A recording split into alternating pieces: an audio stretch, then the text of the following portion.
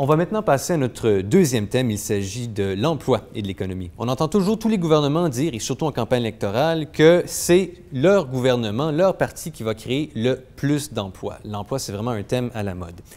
Or, à l'heure actuelle, le taux de chômage au Canada se situe à 6,9 % et à 12,9 % pour les jeunes âgés de 15 à 24 ans. Ma question pour vous trois est la suivante.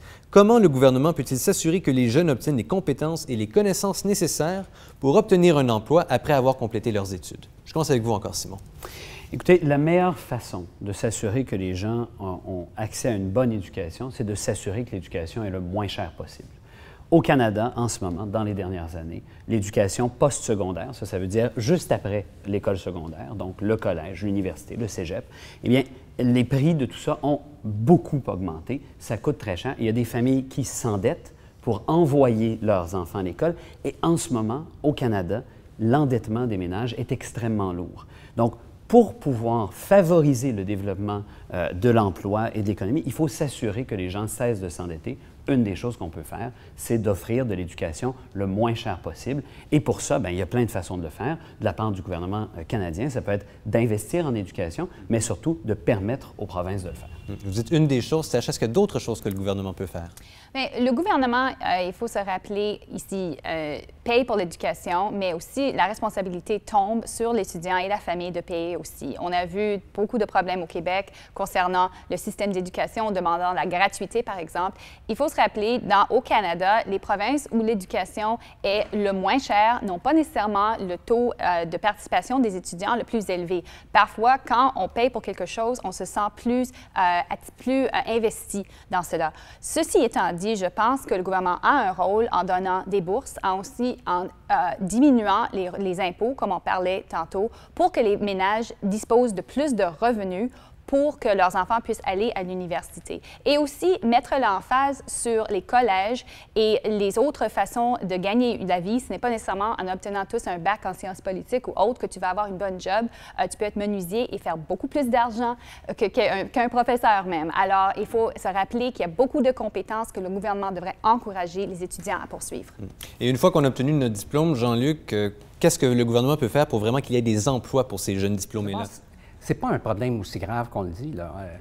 Si vous le comparez, le taux de chômage chez les jeunes, lorsqu'ils ont fini leurs études, là, est un peu plus haut que le taux de chômage général, j'en conviens, mais ce n'est pas comparable à l'Espagne ou ce que vous voyez en Europe, là, où les taux sont 25, 30, 40 %. Alors, au Canada, le problème, il faut toujours faire attention aussi. C'est désirable d'essayer d'aider les jeunes à trouver des emplois, là, mais il faut faire une allocation de ressources qui convient. Et j'ai trouvé que Tasha était très polie lorsqu'elle a décrit le fait qu'il n'y avait pas de relation entre le coût de la scolarité et la scolarité. En fait, il n'y a aucune personne, et là, je vous mets au défi de le faire, là, parce que j'en ai jamais vu d'études qui montrent la relation. Alors, l'éducation moins chère n'amène pas les gens à s'éduquer plus. On n'a pas trouvé la solution encore pour ça.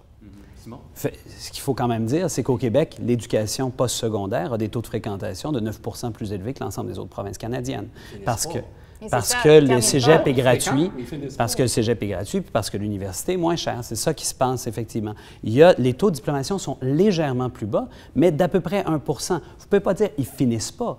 Il y a le lourd passé québécois, évidemment, que nous traînons encore, du fait qu'on n'avait pas de système universitaire jusqu'aux années 60.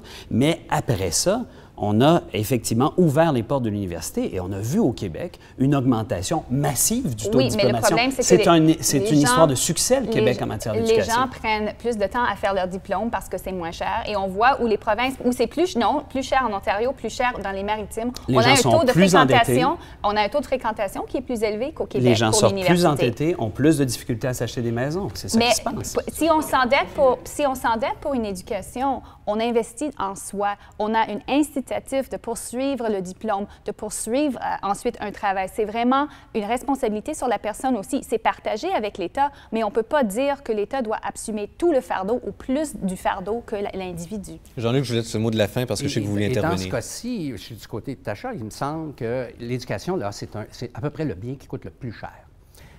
Un professeur, là, c'est... Mais c'est aussi un des investissements les plus importants. Absolument, mais il faut le respecter, par exemple. Et dans notre société, malheureusement, là, souvent, le respect va être le prix. Le respect d'un bien. Alors, dans ce sens, et vous le voyez dans les sacs de plastique, par exemple, là, maintenant on demande de l'argent, puis là, les gens arrivent avec leurs sacs. Alors, en éducation, je crois que ce qu'on devrait faire, c'est de charger plus cher. On va finir avec plus de dettes, mais c'est un investissement à long terme. Et les gens n'ont pas de problème avec ça. Votre revenu va être pas mal plus élevé, en fait, facilement de 50 à 100 de plus, si vous avez fini 2-3 ans de plus d'éducation. Alors, ça vaut la peine de le faire. Moi, ce que je pense, le grave problème, là, c'est que l'école secondaire, ça, c'est un problème, et c'est pas intéressant. C'est pas le fun d'aller à l'école. Et il faut le rendre intéressant. Et on n'a pas trouvé la solution, puis c'est peut-être pas une solution d'argent nécessairement.